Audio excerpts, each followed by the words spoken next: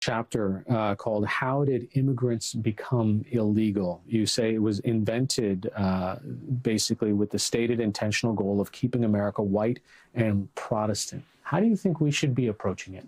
Yeah, so again, throughout my book, I don't ask people to take my word for it. I go back and I look at the actual language from the people who passed the law. In the case of the 1921 Immigration and Nationalization Act, which is what is our foundational immigration law in this country, this law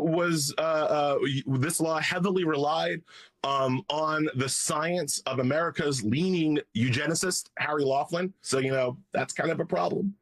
And the congressman at the time, as they were passing the law, said that this law was necessary to stop the mongrelization of the white race by the inferior races. I don't think a law that is based on such obvious and stated bigotry and racism should be allowed to exist today in modern America. The simple fix to me for the immigration problems, and to be clear, Harry, if I had a complete fix for the immigration problems, I wouldn't be telling it to you. I'd be telling it to the good people in Stockholm, and I'd be waiting for my price. All right, like it's a large issue. I don't have all of the answers here, right? But I think the first and most simple fix on the immigration issue is to make it a civil offense as opposed to a criminal offense, right? We have criminal laws for people who commit crime, including immigrants who commit crime. That is taken care of.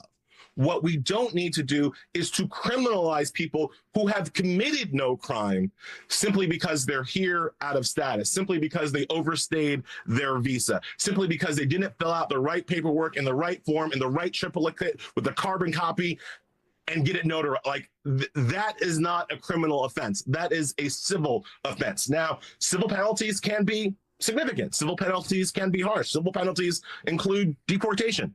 That is a civil penalty in this country. And we can do that if we feel that a person has violated our laws in a civil sense. But throwing people in jail, taking them away from their children, throwing their children in jails or holding pens or concentration camps or whatever euphemism we're calling it today, that's immoral. That's wrong. And that doesn't need to happen. And the only reason why that does happen is because the 1921 Immigration and Nationalization Act, supported by people with the very most racist intentions possible, made it so. Before the 1921 Act, all immigration offenses were civil penalties, not criminal, and they could